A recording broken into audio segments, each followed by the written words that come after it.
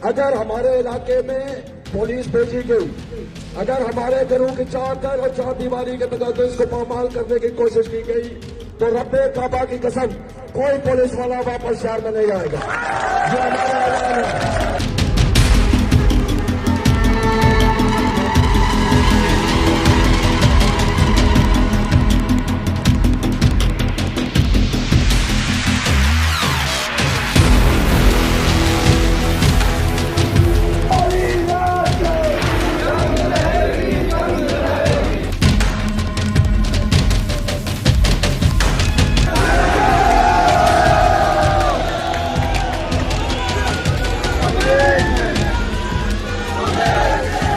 बहुत बड़ी खबर है, लेकिन पाकिस्तान के प्राइम टेलीविजन ने, पाकिस्तान की मीडिया ने इसके ऊपर काला कपड़ा लगा दिया है।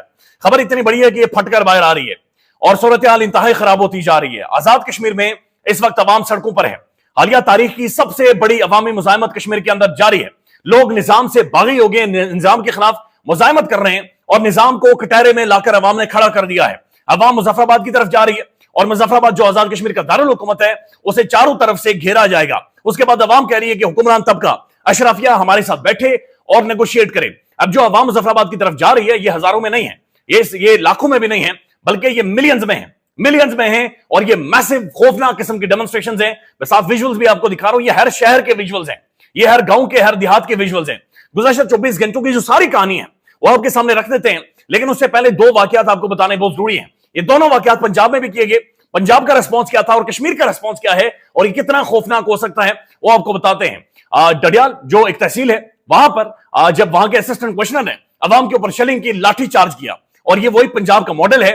कश्मीर के अंदर जब अप्लाई किया गया, लोगों ने असिस्टेंट कमिश्नर साहब को घेरा, उसके बाद उनके कपड़े उतारे और उनकी शलवार उतारकर उसके नीचे डंडा देकर चौक के अंदर टांग दिया। बताया जा रहा है कि वो जो शलवार है वो अभी तक डडियाल चौक के अंदर टांगी हुई है और अवाम आते जाते उस शलवार को पत्थर मार रही है। ये एक वाकया था। दूसरा वाकया रावलाकोट, आजाद कश्मीर रावलाकोट, जिसे मुजाहिमतकारों की सरजमीन या मुजाहिमतकारों का हेडक्वार्टर भी कहा जाता है, वहां पर एक ऐलान किया गया।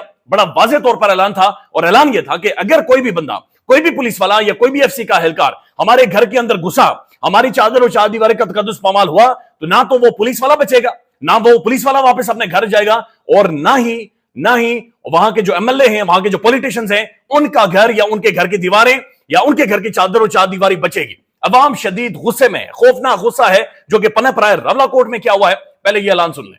अगर हमारे इलाके में पुलिस भेजी गई, अगर हमारे घरों की चार और चार दीवारी के तहत इसको पामाल करने की कोशिश की गई, तो रब्बे काबा की कसम कोई पुलिस वाला वापस शहर में नहीं आएगा।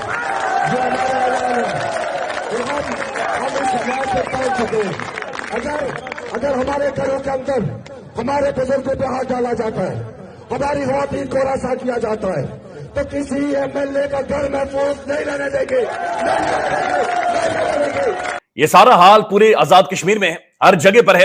रात की तारीकी में जो इंतजामिया है उन्होंने मुख्तलिफ जगहों पर खंदकें खोद दी, जंगलात गिरा दिए, जंगलों में आग लगा दी, फिर बहुत बड़ी जो दरख्त थे उन्हें गिराकर सड़कों में फेंक दिया गया, अवाम के रास्ते रोकने की कोशिश की। अभी ये अवाम की जानिब से अपील की गई है कि तमाम तर लोग एक्सकेवेटर लेकर पहुंचे, क्योंकि हमने मुजफ्फराबाद पहुंचना है, मुजफ्फराबाद का घेराव करना है। अब रिपोर्टेडली ये खबरें भी आ रही है मुजफ्फराबाद से कि वहां की जो इंतजामिया है, वहां के जो लोग हैं या पॉलिटिशियंस हैं या जो करता धरता है, वो सारे वहां से निकल गए, वहां से भाग गए। ये बात भी ज़हन में रखें कि समी इब्राहिम साहब ने भी इसे अपने व्लॉग में रिपोर्ट किया है कि पंजाब कॉन्स्टेबलरी और पंजाब की बहुत सारी फोर्सेस को कश्मीर के अंदर डिप्लॉय किया गया है। कश्मीर इंतहाई सेंसिटिव इलाका है, वो सेंसिटिव जगह है, वहां के लोगों का सोचने का तरीका, वहां के डायनामिक्स, वहां के पॉलिटिकल डायनामिक्स बहुत ज्यादा मुख्तलिफ हैं। लेकिन अगर इदारों को और अवाम की कन्फ्रंटेशन होती है तो इसका जो अंजाम है वो इंतहाई खौफनाक होगा, जो कि डडियाल के अंदर हमने देखा है। अब रात को क्या हुआ, रात को इंतजामिया ने खंदकें खोल दी। ये तस्वीरें आप साथ साथ देखें कि बाकायदा से सड़कों के ऊपर खड्डे मारे गए, बड़े बड़े जगह तोड़कर रोड के ऊपर फेंकी गई हैं ताकि अवाम का रास्ता रोका जाए। लेकिन अब जो बड़ी चीज समझने वाली है कि आखिर अवाम क्या कह रही है, अवाम कहना क्या चाहती है, अवाम अखज क्या करना चाह रही है, ये मूवमेंट शुरू क्यों की गई है और इस मूवमेंट का जो एंड रिजल्ट है वो क्या होगा। पहले अवाम के जो मुतालबात है वो आपके सामने रख देते हैं। अब ये अवामी एक्शन कमेटी है जो कि हर जगह पर मौजूद है। ये अवाम की एक तर्जुमान कमेटी है जिसके अंदर अवाम खुद मौजूद है, अवाम के वो नुमाइंदे मौजूद हैं जिन्हें अवाम ने मुंतखब किया है, जिनके पीछे अवाम खड़ी है, बल्कि रिप्रेजेंटेशन ऑफ पीपल ऑफ आजाद कश्मीर, आजाद कश्मीर के लोगों की तर्जुमान या असल चेहरा है जो कि ये अवामी एक्शन कमेटी है। और ये हर जगह पर है, हर शहर में, हर देहात में और इनके आपस में कोऑर्डिनेशन है और एक कोऑर्डिनेट करके पॉलिसीज बना रहे हैं और आगे चल रहे हैं। इनका पहला मुतालबा यह है कि आजाद कश्मीर के अंदर जो बिजली है ये महंगी है, हम नहीं पे कर सकते, बिजली सस्ती करें और सस्ती भी 2 रुपए पर यूनिट तक लेकर आए। चूंकि डैम्स आजाद कश्मीर के अंदर हैं, रिसोर्सेज आजाद कश्मीर के अंदर मौजूद है, लिहाजा 65 रुपए की 80 रुपए की यूनिट बिजली की कश्मीरियों को दी जाती है, ये हम काबिल कबूल नहीं करेंगे। फौरी तौर पर जो बिजली की पैदावारी लागत है वो कश्मीरियों को दी जाए और 2 रुपए की यूनिट पर यूनिट आजाद कश्मीर के अंदर ये क्लियर कट कह दिया गया है कि ये बिजली उन्हें प्रोवाइड की जाए। दूसरा अवामी मुतालबा यह है कि गंदम को मुकम्मल सब्सिडी बहाल की जाए। गिलगित बल्तिस्तान की तरह जो आजाद कश्मीर की गंदम की सब्सिडी है, आटे पर जो सब्सिडी खत्म की गई है, उस आटे की सब्सिडी को बहाल किया जाए, सस्ता आटा, सस्ती रोटी लोगों को प्रोवाइड की जाए। तीसरा मुतालबा उनका यह है कि हुक्मरान अशराफिया की नाजायज मुराद को मुकम्मल खत्म किया जाए। यानी जो प्रोटोकॉल हैं, शशके हैं, जो इनके फ्री बिल्स हैं, सारी जो मुरादें जो फ्री दी जाती हैं वो सारी खत्म की जाए। यानी अवाम रुल गई, अवाम सड़कों के ऊपर मौजूद है, अवाम का भुरकस निकल गया, अवाम का जनाजा निकल गया, लेकिन जो अशराफिया है, जो हुकूमत है, जो हुक्मरान है, जो पॉलिटिशियंस हैं, जिन्हें अवाम मुंतखब करती है, वो प्रोटोकॉल भी लें, वो घर भी लें, मुफ्त बिजली भी लें, मुफ्त पेट्रोल भी लें, मुफ्त हर चीज लें, बैरून मुल्क के दौरे भी करें, गाड़ियां, प्रोटोकॉल, पुलिस का इस्तेमाल आगे पीछे, ये सारी चीजें भी खत्म की जाएं। उसके बाद मजीद मुतालबात ये हैं कि आजाद कश्मीर के अंदर एक नेशनल ग्रिड स्टेशन कायम किया जाए जो सिर्फ कश्मीर के हवाले से हो।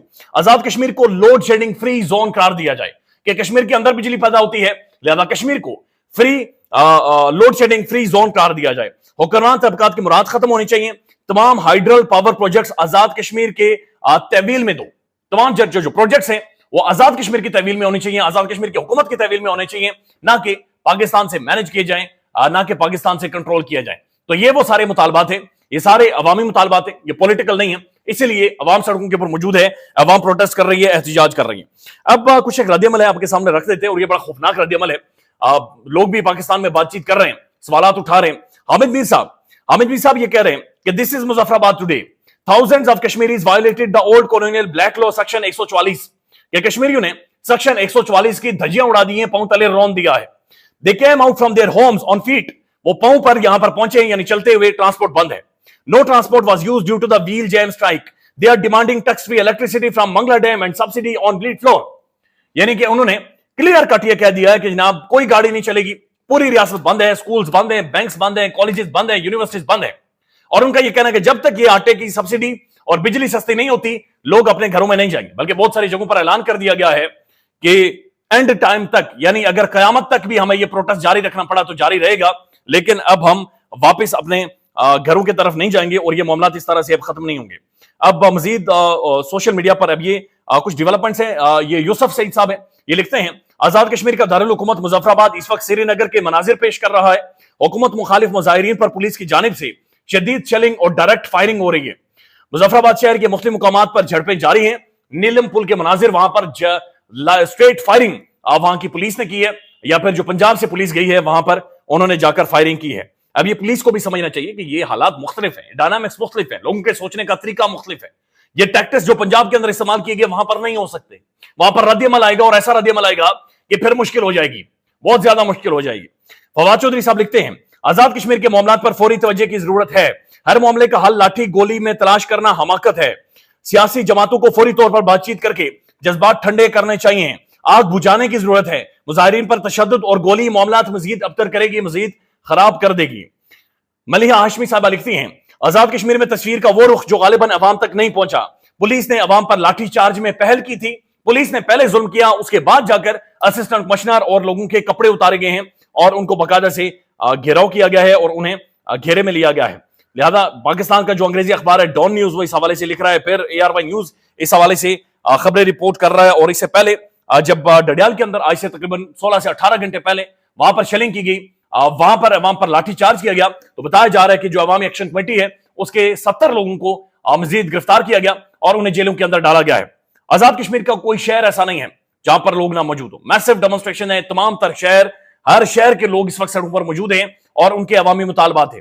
रिपोर्टेडली मुजफ्फराबाद से जो खबरें आ रही हैं, वहां की इंतजामिया कश्मीर से निकल गई है, वहां की इंतजामिया कश्मीर से भाग निकली है, खिसक गई है और उन्होंने शेल्टर ढूंढ रही है कि वो अवाम के इस गुस्से से किसी तरह से खुद को बचा सके और साइड पर हो सके। लेकिन अवाम अभी भी इस वक्त जब यह वीडियो देख रहे हैं मुजफ्फराबाद की तरफ जा रही है और ये जो मामला थे ये सड़क के ऊपर खराब हो रहे हैं। अल्लाह करे कि सेंस प्रिवेल करे, बेटर सेंस प्रिवेल करना चाहिए।